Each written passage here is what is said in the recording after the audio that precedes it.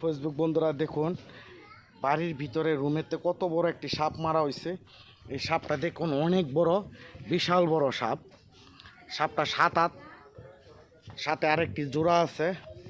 এটা মারতে পারি নাই, এই সাপটা মারছি। ওই যে বাড়ির চতুর্দিক দিয়া ঝোপ জঙ্গল, এই কারণে এই সাপটা রুমের ভিতরে ঢুকছিল। ওই যে এই রুমের টিনসেট রুমে এই যে খড়ি রাখা ছিল, এই খড়ির ভিতরে সাপটি, এই খড়িগুলি বাইর করে এই সাপটা মারা হয়েছে। অবশ্যই আপনারা সবাই সতর্ক থাকবেন, বাড়ির আশেপাশে সব পরিষ্কার রাখবেন, যাতে আর এরকম সাপের হাত থেকে বাঁচার জন্য চেষ্টা করবেন।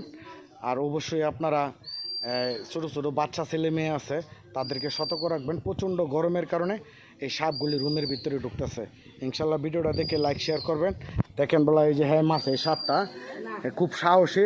ধন্যবাদ দিই। সাপটা কীভাবে মারছেন? লাড়ি দা বেরিয়ে মারছেন। ভয় পেয়েছেন না? না, ভয় পেয়ে থাকবে। ইনশাল্লাহ আপনারা ভিডিওটা দেখে লাইক শেয়ার দিবেন, বেশি বেশি ফলো দিবেন, যাতে মানুষে দেখতে পারে। ভালো থাকবেন, খুদা হাফেজ, আসসালামু আলাইকুম।